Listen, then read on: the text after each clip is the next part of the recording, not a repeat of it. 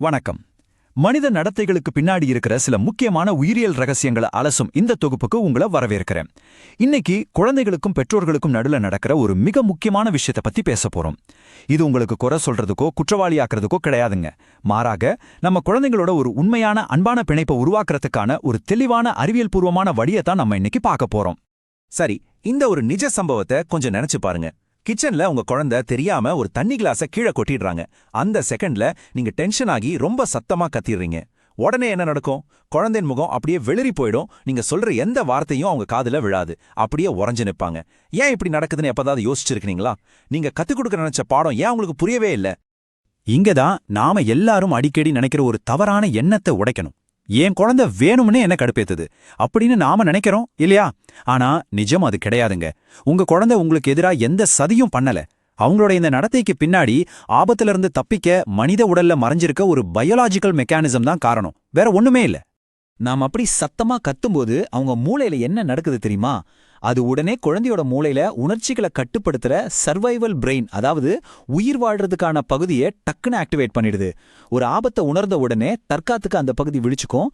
அதே நொடியில யோசிக்கிறதுக்கும் புரிஞ்சிக்கிறதுக்கும் தேவையான லேர்னிங் பிரெயின் அப்படியே கம்ப்ளீட்டா ஷட் டவுன் ஆயிடும், லாக் ஆயிடும். இதை இன்னும் சிம்பிளா சொல்லணும்னா, உங்க கத்துற சத்தம் ஒரு பெரிய அபாய எச்சரிக்கை மணி மாதிரி. வகுப்பறையில இருக்கிற ஒரு கம்ப்யூட்டரோட பவர் கார்டை திடீர்னு பிடுங்கி விட்டா எப்படி இருக்கும்? அது மாதிரி தான். அந்த பெரிய அலாரம் குழந்தையோட மூளைங்கிற கம்ப்யூட்டரோட கனெக்ஷனை கட் பண்ணிடுது. லாஜிக்கா யோசிக்கிற திறன் மொத்தமா ஆஃப்லைன் மோடுக்கு போயிடுது. இப்போ இது எப்படி ஒரு பெரிய சுழற்சியா, அதாவது ஒரு விஷஸ் சைக்கிளா மாறுதுன்னு பாருங்க. முதல்ல நமக்கு இருக்கிற அன்றாட ஸ்ட்ரெஸ் கோபமான கத்தலா வெடிக்குது. அந்த அதட்டலான குரல் குழந்தைக்கு ஒரு பெரிய அச்சுறுத்தலா மாறுது. உடனே அவங்க டிஃபென்ஸ் மோடுக்கு, அதாவது தற்காப்பு நிலைக்கு போயிடுறாங்க. ஒன்னு எதிர்த்து பேசுவாங்க, இல்லைன்னா கம்முன்னு ஆயிடுவாங்க. ஆனா நாம என்ன நினைக்கிறோம்? எவ்வளோ திமிருந்தா என்னையே எதிர்த்து பேசுவான்னு அதை அவமரியாதையா தப்பா புரிஞ்சுக்கிறோம். இந்த இடத்துல ஒரு முக்கியமான விஷயத்தை நாம கண்டிப்பா ஞாபகம் வச்சுக்கணும். பெரியவங்களுக்கு இருக்கிற மாதிரியான உணர்ச்சி கட்டுப்பாடோ மொழியாற்றலோ ஏன் நரம்பு மண்டலத்தோட நிலைத்தன்மையோ குழந்தைங்களுக்கு கிடையாதுங்க. அவங்களுக்கு உடனே நல்லதை கத்துக் கொடுக்கணும்னு நீங்க துடிக்கிறீங்க.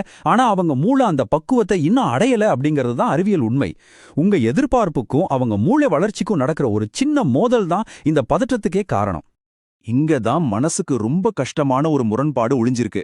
குழந்தைங்க நாம சொல்றத புரிஞ்சுக்கணும் அப்படிங்கிற நல்ல எண்ணத்துல தான் நம்ம குரலை உயர்த்தி கத்துறோம். ஆனா பயாலஜிக்கலா பார்த்தா அந்த சத்தமே நம்ம சொல்ற விஷயத்த அவங்க புரிஞ்சுக்க முடியாம தடுத்துடுது. ஆமாங்க, உங்க கத்தலோட சத்தம் அதிகமாக அதிகமாக அவங்க கத்துக்கிறதுக்கான கதவுகள் அப்படியே சாத்திக்கிட்டே வருது. இதெல்லாம் சொல்றதுக்கு நல்லா தான் இருக்கு, ஆனா நிஜத்துல இது எவ்வளோ கஷ்டம் தெரியுமா அப்படின்னு நீங்க யோசிக்கலாம். உங்க மைண்ட் வாய்ஸ் எனக்கு கேக்குது. ஆமாங்க, எப்பவுமே அமைதியா இருக்கிறது ஒரு மேஜிக் கிடையாது.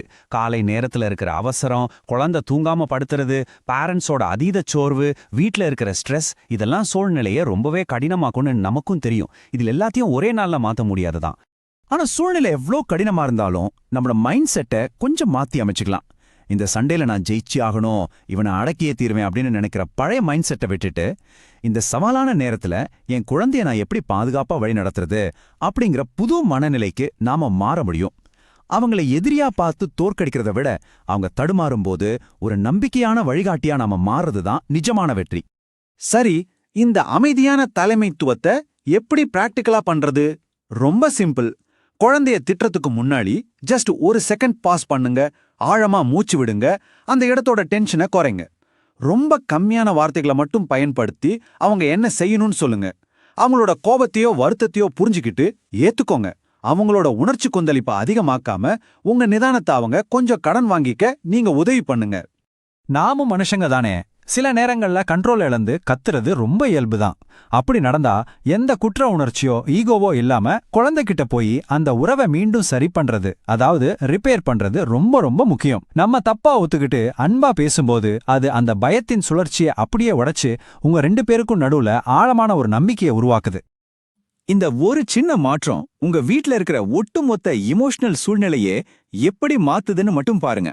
என் குழந்தை வேணும்னே தப்பா நடந்துக்கிறாங்க அப்படிங்கிற பார்வையில இருந்தே, என் குழந்தை இப்போ ஒரு கஷ்டமான தருணத்துல இருக்காங்க, அவங்களுக்கு என் அரவணைப்பும் வழிகாட்டுதலும் தேவை அப்படிங்கிற பார்வைக்கு நீங்க ஆட்டோமேட்டிக்கா மாறிடுவீங்க.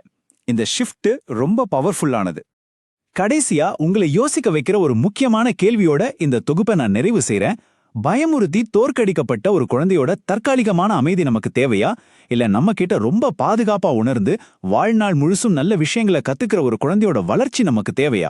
குழந்தை பாதுகாப்பா உணர்ந்தா மட்டும்தான் உண்மையான கற்றல் நடக்கும். இந்த விளக்கம் கண்டிப்பா உங்களுக்கு ஒரு புது பார்வையை கொடுத்திருக்கோம் நம்புறேன்.